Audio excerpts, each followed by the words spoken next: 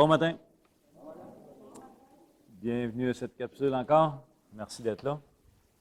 Toujours dans notre suivi avec la confession de foi 1689, qui est vraiment condensée, encore une fois, de notre base d'Église, de notre base de credo. Fait que la semaine passée, on a terminé un peu sur la parole. Fait qu'on a passé du temps passablement. Puis je pense qu'il faut vous devez vous le rappeler constamment afin de préserver ça, le fait que la parole, l'unicité de la parole, son autorité, etc. Comment elle a été donnée par Dieu, puis la centralité, comment ça doit être au centre de l'Église pour nous protéger et protéger les générations qui vont nous suivre aussi. Fait que ce matin, on va parler un petit peu de la Trinité. On va en parler un peu, parce que ce n'est pas un sujet où on peut en parler de long en large. La Trinité, c'est quelque chose de complexe. De dire qu'il y a un seul Dieu en trois personnes, c'est déjà une phrase compliquée. Comment on comprend ça? Ça ne se comprend pas nécessairement complètement. On constate beaucoup plus des choses avec la Trinité que de le comprendre. Néanmoins, c'est un fait. C'est un fait qu'il faut voir dans les Écritures, puis il faut y adhérer par la foi. Très tôt dans les Écritures, on voit le pluriel. Par exemple, lors de la création, on voit un faisons. Par exemple, Dieu va dire « Faisons l'homme à notre image ». Faisons. Faisons, bien, c'est au moins deux. C'est plus qu'un, en tout cas. Hein? C'est comme l'air au mage. C'est plus qu'un. On ne sait pas ce qu'il y en a. Fait que très tôt dans les Écritures, on voit le pluriel qui initie une pluralité divine, mais on ne voit pas que c'est trois nécessairement tôt dans les Écritures. Mais plus ça avance, plus qu'on le voit. Le mot Trinité, ça dit tout en lui-même, ça veut juste dire triunité ou trois en un. C'est tout simplement ça que le mot Trinité veut dire.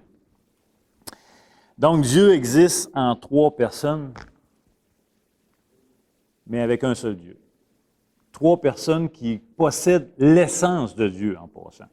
Ce n'est pas trois personnes qui ont des caractères, ou pas des caractères, mais des qualificatifs différents qui se complètent. Les trois sont parfaitement et totalement Dieu.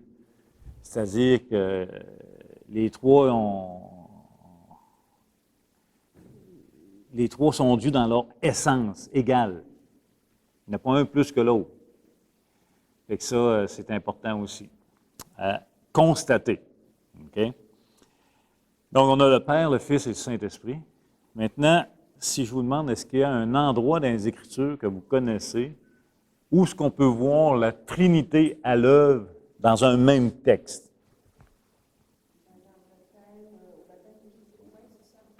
Au baptême de Jésus, qui est une des belles places, on va en lire. Il y a plein de passages, là. Il y en a des multitudes, mais on va aller voir Matthieu 3, 16, 17, qui est au baptême de Jésus, effectivement. Matthieu 3, les versets 16 à 17, ça nous dit ceci. Dès que Jésus eut été baptisé, il sortit de l'eau. Et voici les cieux s'ouvrirent. Et il vit l'Esprit de Dieu descendre comme une colombe et venir sur lui. Et voici, une voix fit entendre des cieux ces paroles. Celui-ci est mon Fils bien-aimé en qui j'ai mis toute mon affection. Dans deux versets ici, on a les trois personnes qui forment un seul Dieu à l'œuvre. On a le Fils, qui est la parole incarnée, qui est là, qui se fait baptiser. On a le Saint-Esprit qui descend sous forme visible, sur une manifestation. Et on a le Père qui fait entendre sa voix du ciel. Les trois sont là, et on voit que c'est trois distincts, malgré tout. Mais c'est un seul Dieu toujours. On va aller lire Jean 1, 1 et 2, au début du prologue de Jean. qui, lui, va mettre l'emphase sur deux personnes dans les premiers versets. Mais que c'est des versets extrêmement clairs pour parler de l'égalité. Égaux. Au commencement était la parole, et la parole était auprès de Dieu. Jusque-là, ça va. On parle de deux choses, la parole et Dieu. Mais ensuite, elle dit, et la parole était Dieu. Elle était au commencement avec Dieu. Donc ici, on sait que la parole représente Jésus-Christ, la deuxième personne de la Trinité. Et quoique la parole était auprès de Dieu, en intimité avec le Père, il n'est pas néanmoins moins que le Père. Il est égaux au Père. Donc Dieu, le Père est Dieu. Dieu, le Fils, est aussi Dieu. Et on sait que Dieu, le Saint-Esprit, est aussi Dieu. Maintenant, est-ce que vous avez un passage où est-ce qu'on pourrait voir le Saint-Esprit? Parce que c'est peut-être là où il y a plus d'échappatoire théologique avec le Saint-Esprit. C'est que certains vont enseigner ou penser que le Saint-Esprit n'est pas une personne comme le Père et le Fils, mais beaucoup plus comme une puissance. C'est vrai que le Saint-Esprit, c'est une puissance. Mais c'est vrai que Dieu est puissant, c'est vrai que le Fils est puissant. Mais le Saint-Esprit, ce n'est pas une puissance en tant que telle. C'est aussi une personne. Autant que le Fils et le Père. C'est-à-dire qu'avec des sentiments, des émotions, etc. Là. Est-ce que vous avez un passage qui attesterait, ou vous pourriez voir que le Saint-Esprit est non seulement une personne, mais aussi Dieu, déclaré Dieu? Quand Marie était couverte de l'ombre du Saint-Esprit. Oui, ça nous dit que c'est l'Esprit qui l'a couvert, oui. Mais est-ce que ça nous dit ce passage-là que l'Esprit était Dieu? L'Esprit de Dieu, peut-être? Pardon? J'enverrai un consolateur, le Saint-Esprit, oui. Là, on voit que c'est distinct du Fils, clairement.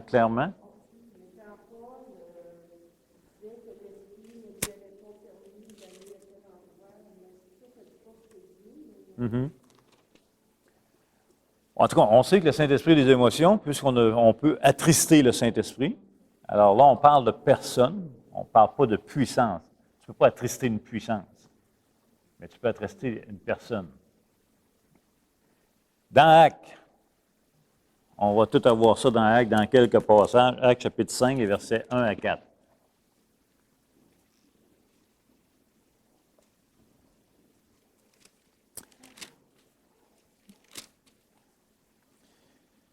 On va lire les versets 1 à 4 du chapitre 5 des Actes. Mais un homme, nommé Ananias, avec Saphira, sa femme, vendit une propriété et rendit une partie du prix. Sa femme le sachant, puis il apporta le reste et le déposa aux pieds des apôtres. Pierre lui dit, Ananias, pourquoi Satan a-t-il rempli ton cœur au point que tu mentes au Saint-Esprit et que tu aies retenu une partie du prix du champ? Jusque-là, on voit à qui il ment? Au Saint-Esprit. Troisième personne, si vous voulez, de la Trinité. S'il n'avait pas été vendu, ne te restait-il pas? Et après qu'il a été vendu, le prix n'était-il pas à ta disposition? Comment as-tu pu mettre en ton cœur un pareil dessein?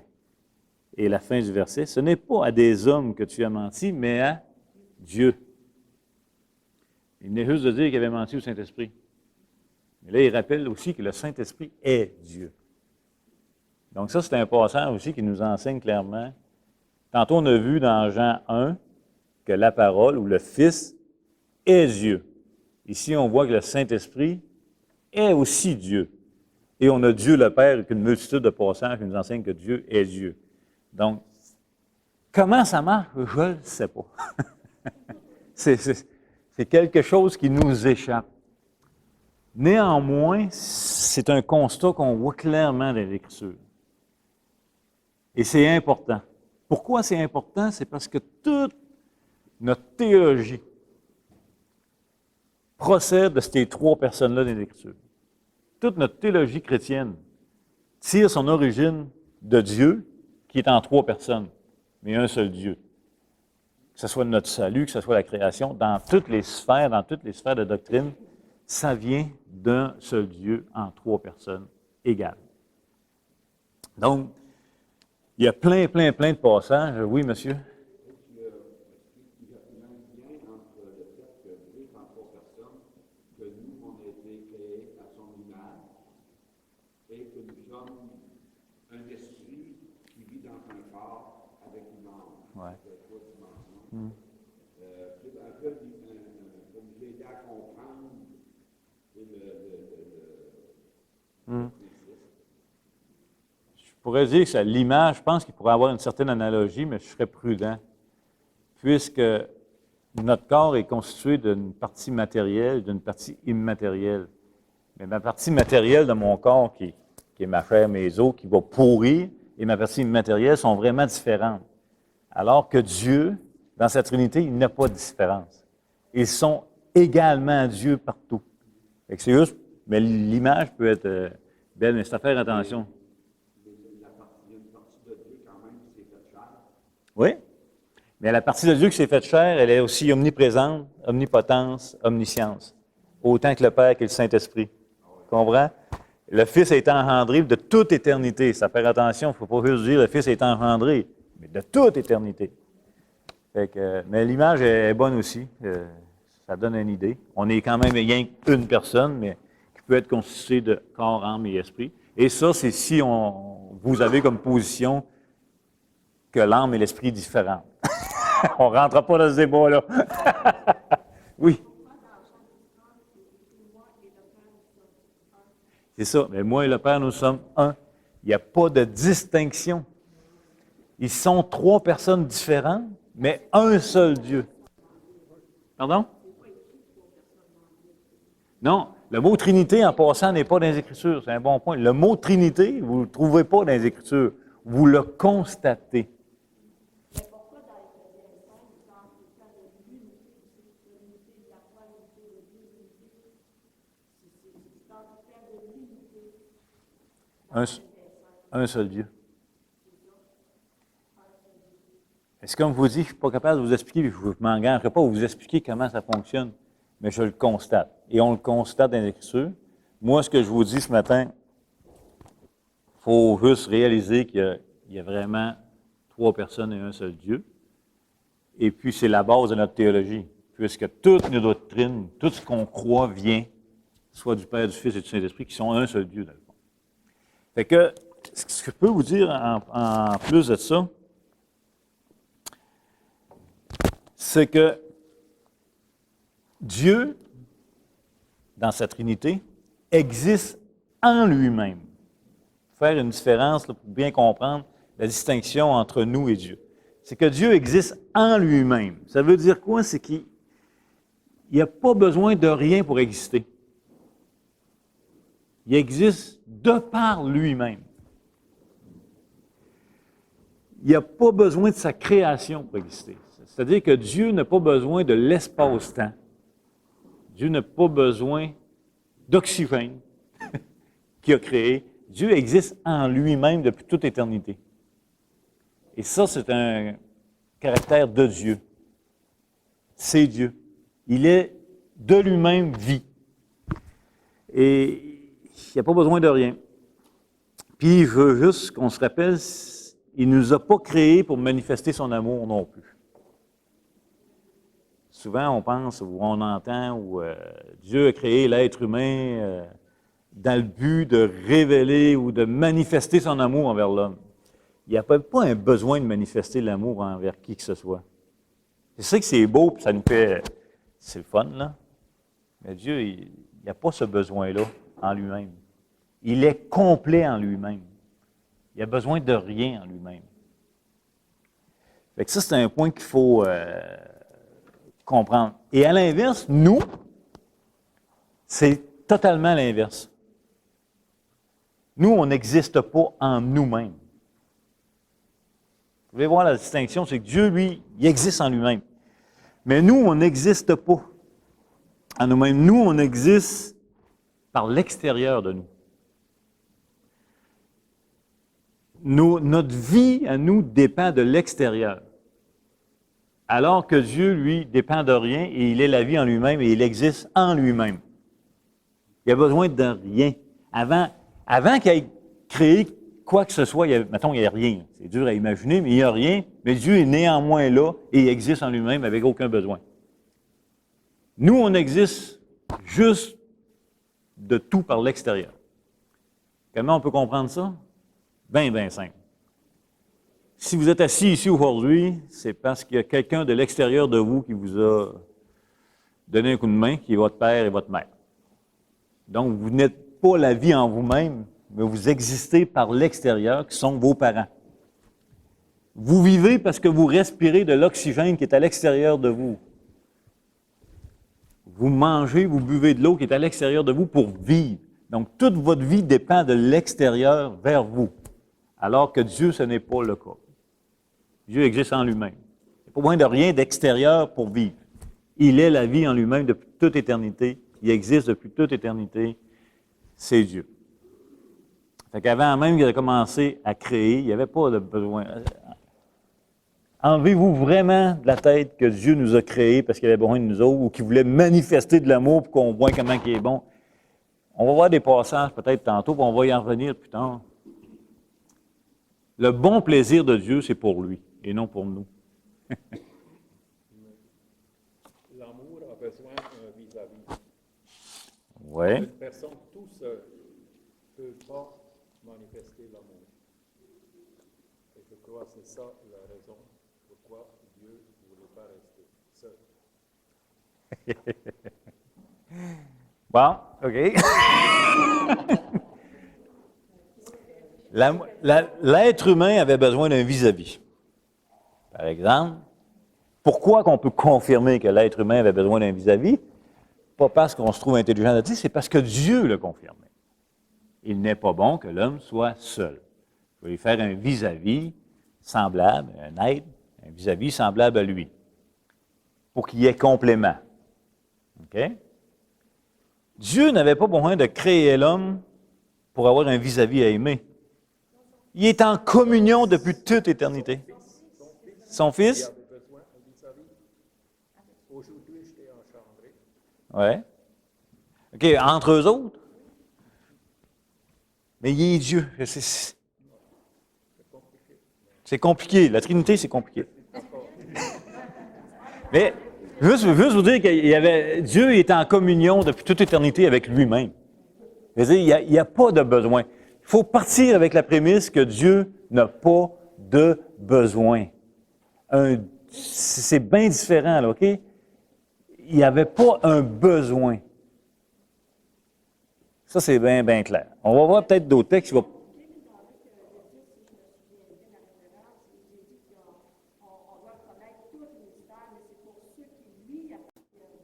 Oui.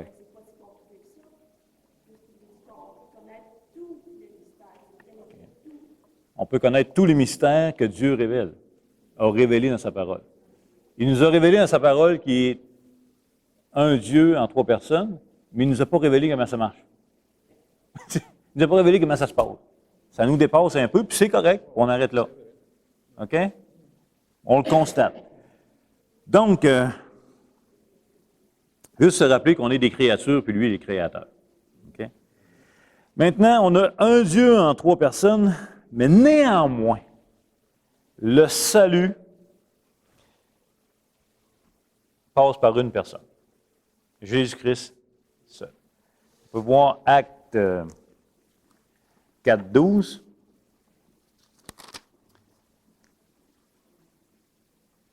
Acte 4.12, il nous dit « Il n'y a de salut en aucun autre, car il n'y a sous le ciel aucun autre nom qui a été donné parmi les hommes, par lequel nous devions être sauvés. » Malgré qu'il y a une triunité, le salut passe par un des 3. OK? À moins d'être unis à Jésus-Christ, vous demeurez unis à Adam. Ça, on en a parlé beaucoup à l'Église. En tout cas, moi, j'en ai parlé beaucoup. C'est un de mes dadas, que les imputations, j'ai toujours trippé là-dessus. Mais anyway, rappelez-vous ceci, puis c'est tellement important. À moins d'être unis à Jésus-Christ, vous êtes unis à Adam. Il n'y a pas d'autre union possible. Si vous êtes unis à Adam, vous héritez aussi la condamnation. OK? Si vous êtes toujours unis à Adam, vous êtes toujours sous la condamnation. Puisque la récolte d'Adam, c'est la condamnation, entre autres. Ça, c'est noir et blanc. Il y a des zones grises, celle-là est noire ou blanche. Est-ce que notre nature humaine qui fait le combat avec la nature spirituelle, elle, cette nature-là, même après qu'on est sauvé, est-ce qu'on vit avec? Ouais. Est-ce qu'elle va être, elle est toujours adamique? Ouais.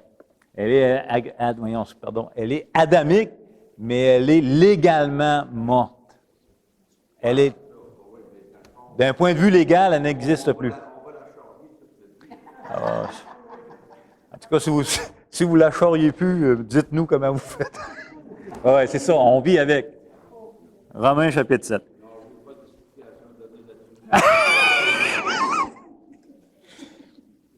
Par contre, uni à Jésus-Christ, et c'est pas pour rien qu'il est appelé le second Adam, uni à Jésus-Christ, le second Adam, si vous voulez la référence 1 Corinthiens 15, 45, 49, vous devenez héritier de la vie éternelle, d'un royaume éternel, d'une gloire éternelle, d'un corps glorifié, etc.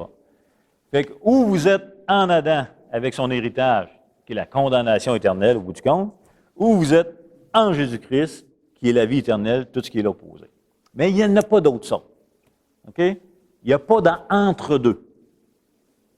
Ça, c'est vraiment important de toujours avoir ça en mémoire.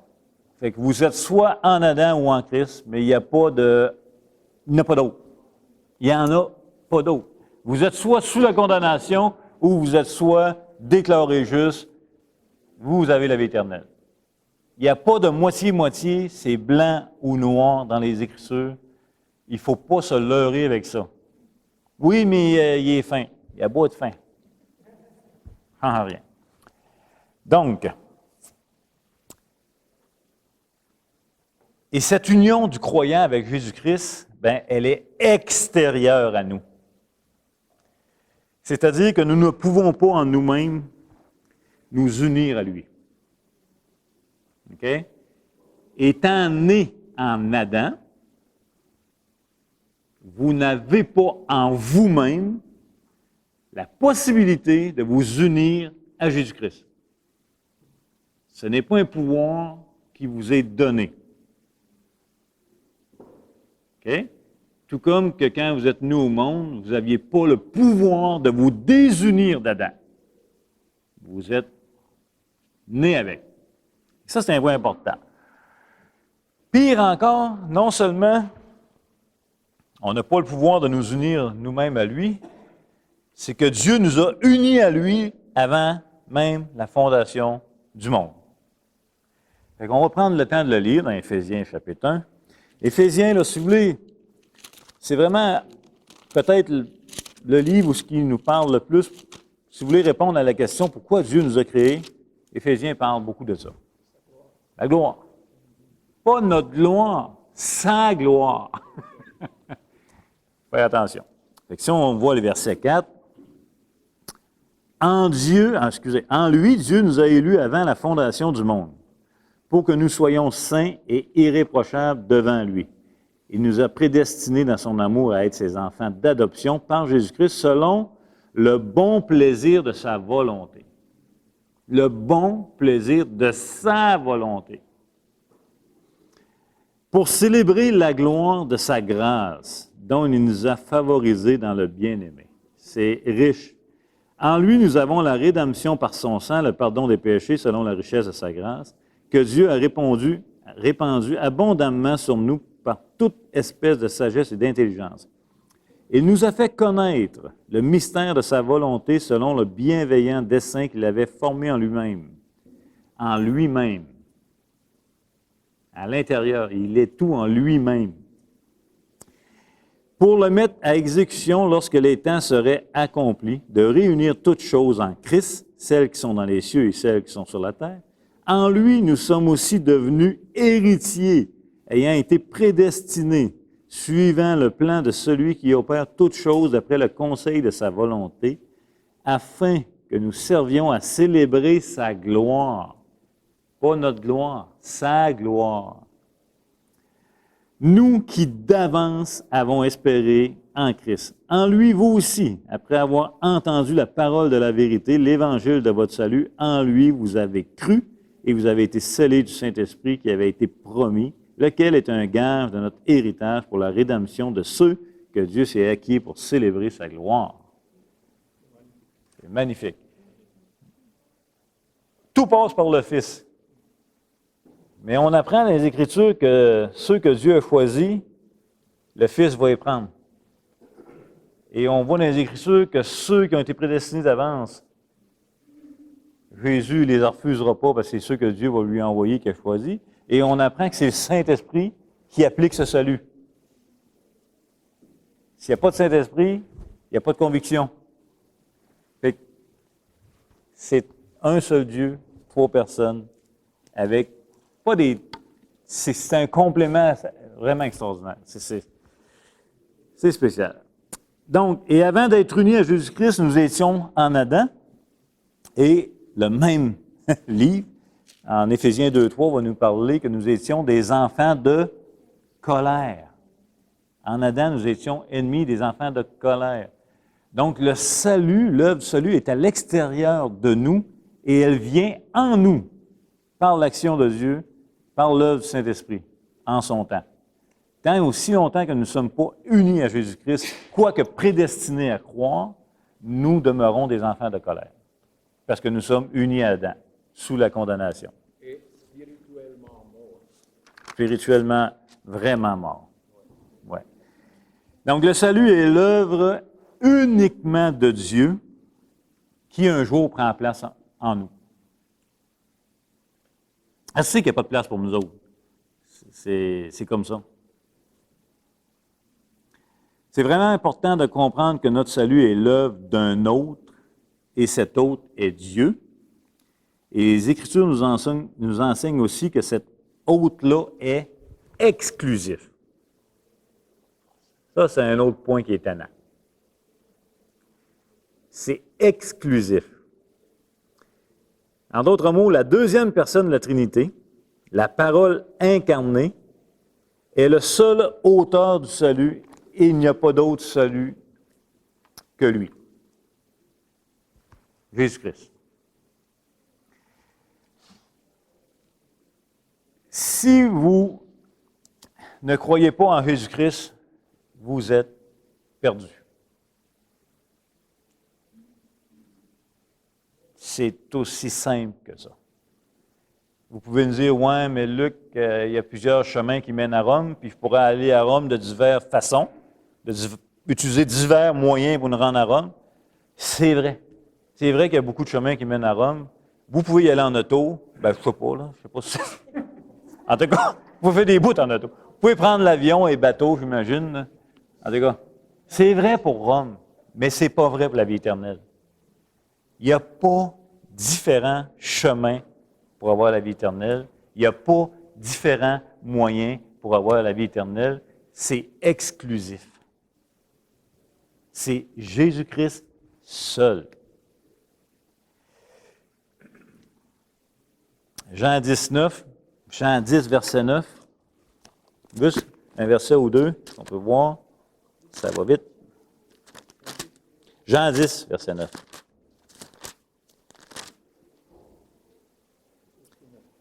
Verset 9. Je suis la porte. Jésus qui parle, je suis la porte. Si quelqu'un entre par moi, il sera sauvé. Il entrera et il sortira et il trouvera du pâturage.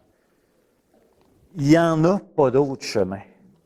Dans Jean 3, 36, c'est encore une fois très exclusif.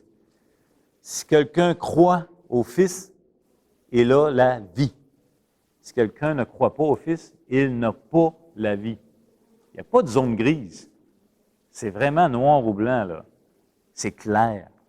Et celui qui ne croit pas au Fils, la colère de Dieu demeure sur lui.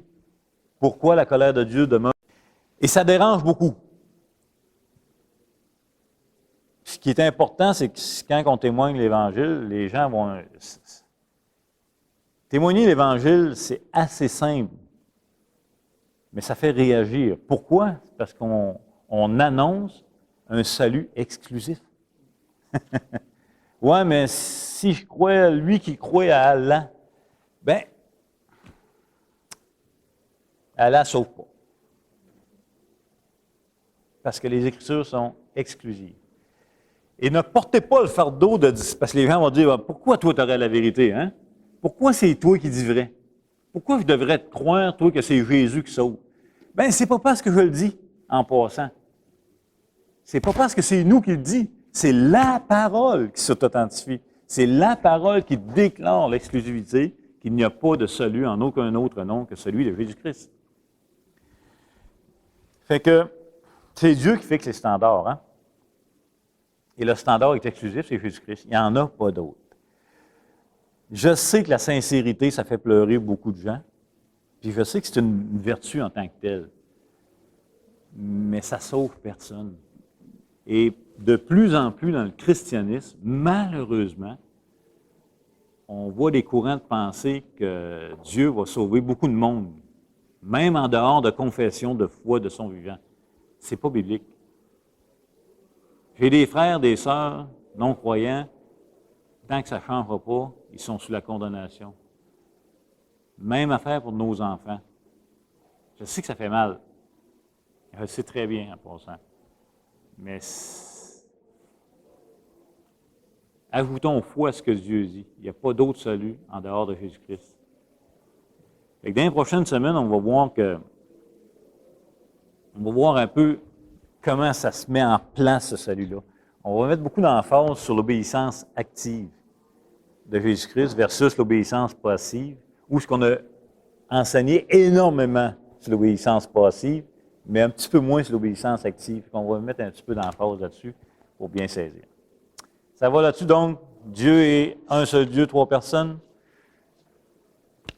Omniprésent, omnipotent, omniscience dans les 3. Mais dans les 3, il y en a un qui est le chemin du salut, dont le Père a choisi les gens que le Saint-Esprit applique le salut. Ça va là-dessus? Bon dimanche.